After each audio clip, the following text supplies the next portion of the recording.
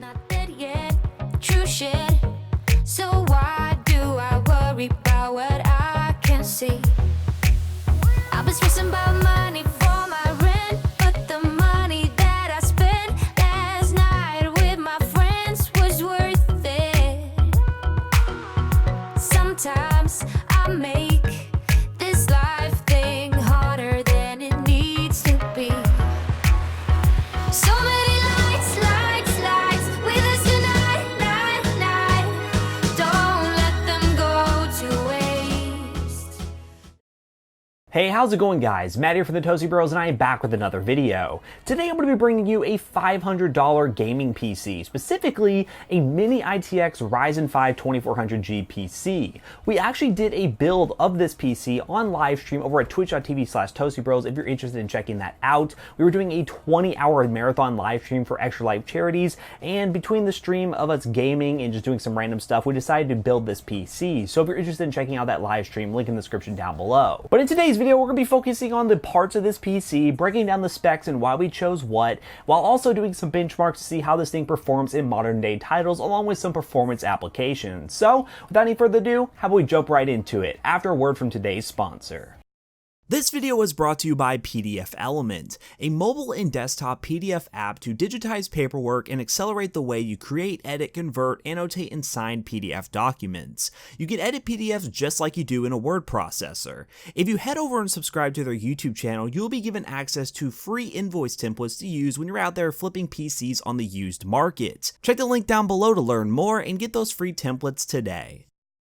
Now, before I get into the specs of this PC, I do want to mention that all the specs are located in the description down below. They are using affiliate links, and they do give a small kickback to the channel if you do choose to use them when purchasing parts for this PC build. Also, I want to mention if you are looking for a copy of Windows 10 for your freshly new $500 Mini ITX gaming PC, check the link in the description down below as well. I will link you to SCD Key, which will allow you to get Windows 10 for $12. Yeah, you heard me right, $12. If you want more details on that, hit the eye in the top right corner to check the video out that I made about SCD Key and how they work. Now let's go ahead and break down the specs of this PC. As I mentioned, it is a Mini ITX gaming PC featuring the Ryzen 5 2400G. The Ryzen 5 2400G is a 4-core, 8-thread CPU that does come with Vega 11 graphics on board. It is an APU, therefore it does not need a dedicated graphics card. The new Ryzen-based APUs have been really good in terms of price performance for people who just want to get into PC gaming now and have the ability to upgrade later.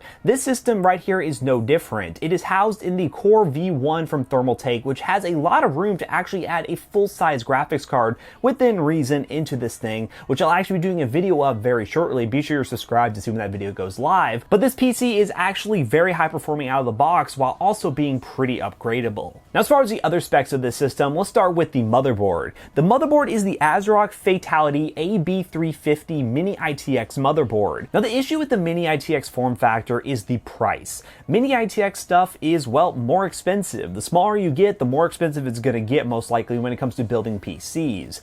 And with this motherboard, we actually got a pretty good deal. We paid around $80 for our motherboard after a mail-in rebate, so be sure to check up-to-date pricing in the description down below. But just know, when you're going with Mini ITX, you are paying a price premium over doing a full-built PC. So a PC that is a full size with this Ryzen 5 2400G could cost significantly less compared to the Mini ITX setup, so keep that in mind. Now, the RAM we went with was kind of weird. We went with Gill Evo Spear memory, which is 8GB of DDR4 memory at 2400 MHz. It was the cheapest memory we could find at the moment, and really, that's all you can ask for in this market, trying to find RAM at the most affordable cost. We are going to be trying to overclock this RAM, as you will see in the benchmarks, to about 2666 MHz. It is rated for 2400 MHz, but we should easily be able to get it to 2666. Now, one thing to note, if you're looking for parts separate than what I mentioned in this video, be sure you get dual channel memory with a Ryzen APU system. The Vega 11 graphics really depends on system memory, and if you use a single stick of DDR4 memory compared to 2 sticks, you will literally be cutting your performance in half. So if you have to spend an extra $5 on a dual channel kit rather than a single channel kit, I highly recommend it and sacrifice speed for the dual channel functionality. Now, as far as the power supply for this system, we are using a Seasonic 620 watt 80 plus bronze power supply. 620 watts is very overkill for this system, but the main reason I went with 620 watts is, well, one, it was very well priced, and two, it allows us to upgrade it to a dedicated GPU in the future if we want to improve on gaming performance. We did pay a little bit extra for a fully modular power supply as well, because in a small form factor case like this, you want to be able to organize your cables the best you can and not have too much clutter to reduce airflow. And speaking of the case is a Thermaltake Core V1 if you couldn't tell. This case is, well, my favorite Mini ITX case right now, especially in terms of price performance. It's definitely not super flashy. There's no LEDs or anything built in. There's literally a massive fan on the front for intake, and that's pretty much it. You can literally put 90mm fans on the back if you wanted to for more airflow, which we might do in an upgrade. But what this thing does is deliver a really small form factor PC that's easy to travel with, while also not being too small to restrict cooling performance. Now I want to give a special mention to the storage drive in this build, that being the Toshiba RC100 240GB M.2 NVMe SSD. Toshiba was nice enough to send over that drive to use in a build, and this build made the most sense for it. It is a super tiny NVMe M.2 SSD, and it is blazing fast. It's a great drive to have for a system like this, and it installs perfectly on the back of this motherboard. But overall, I was very impressed with this drive, and the small form factor is actually very cool. I've never seen a drive so tiny, especially at 240GB. Now the drive is a little bit pricey, and if you do want to save some money and get this build well below $500, I highly recommend picking up either just a basic, cheap, generic 240GB SSD or 120GB SSD from Amazon from a company like Team Group or Silicon Power, and there will be suggestions in the description down below as well. But if you do want to save some money there, go with that option. But you also do have the option, if you want more storage, to go with a 1TB hard drive if that's more your thing. But I highly recommend getting an SSD with this build, because I always live on the premise of you start with an SSD, a low capacity one, and then upgrade to a secondary storage drive that is, well, a 1TB hard drive when you need more storage. The 240GB is plenty for installing games like Fortnite, PUBG, and a couple other programs within Windows. So it should be fine for most people who are going to be gaming only on a couple titles at a time, but if you are a power user, I highly recommend getting a 1TB hard drive on the side, which therefore will up the cost a little bit. Alright guys, so that is the specs of this PC. How about we transition into some benchmarks? I'm going to be running this PC through a series of benchmarks at 1080p mixed settings. The settings will be shown on screen, and I'll also be mentioning what overclock I achieved on the RAM, because I'm actually going to be taking this PC right now over to my test bench, overclocking it, and then giving you performance numbers as I do so. So how about we not waste any more time and transition right into those benchmarks. 3 hours later. Alright guys, so I want to do some behind the scenes regarding the benchmarking of this PC and how I had to overclock it. So, as you can see right here, here's the PC. Now, I had some issues with the memory that we had in this system when overclocking it to get the proper XMP profile. Now, yes, it loads up the XMP profiles, but it doesn't actually overclock very well. So, let me explain real quick. With the GIL memory that I have, if I overclock the memory to even 2400 megahertz using the XMP 2.0 profile, there are still a lot of issues like stability. There's a lot of blue screens, a lot of memory management issue blue screens.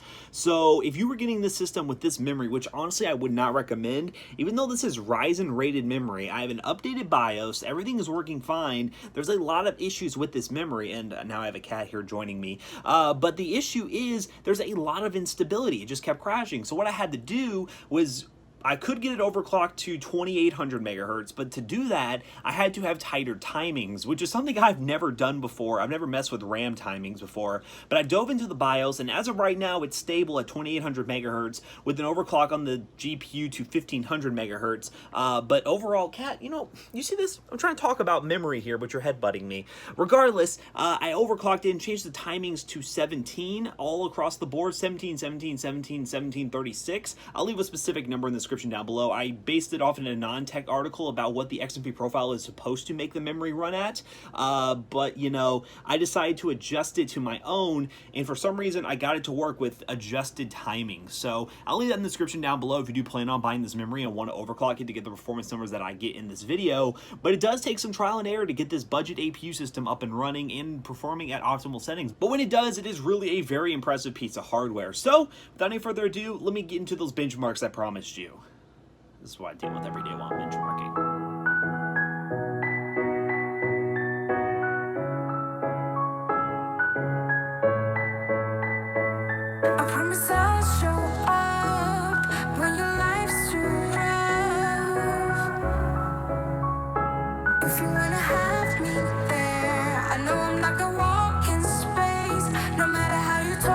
with me. You never know what's up. I don't even think I'm in my league here.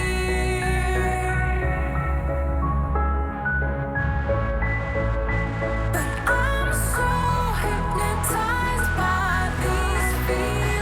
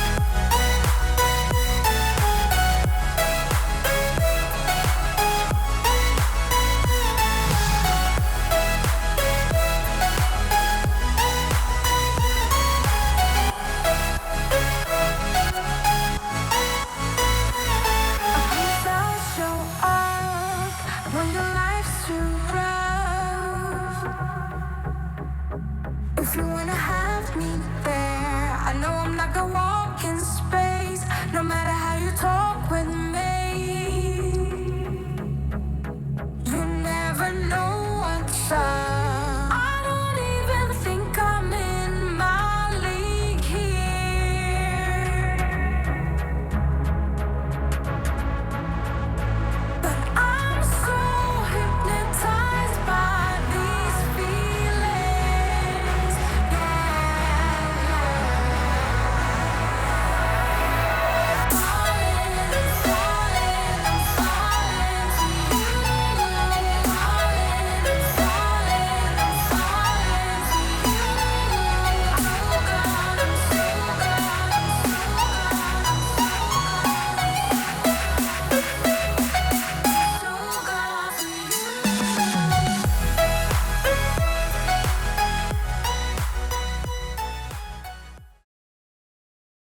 Alright guys, so as you can tell, this PC performed very well for the money. The Ryzen 5 2400G is a great entry-level option for people who want to have a good upgrade path. But really, overall, for $500, you're getting a really small form factor PC that looks really nice and also doesn't really break the bank. Now yes, you could add some RGB strips or something to this case to make it look a little bit more glammy, or also purchase a better cooler for this Ryzen 5 2400G to get some better overclocks within the CPU, because the CPU is very limited with the stock Wraith Stealth cooler, and there are a lot of options on the market that would work. And that about wraps this video up here, guys. If you like this video, leave a like down below and comment Mini ITX in the comment section down below if you made it this far. Again, if you want the parts for this PC build, links in the description down below. And also there is a link to SCD keys, which will allow you to get a Windows 10 key for this PC or any PC that you're building for only $12 using code SKToasty at checkout. Again, all links will be located in the description down below. Thanks again, guys. If you like this video, leave a like and be sure to subscribe if you're new. And I hope to see you all in the next video, guys. Peace out.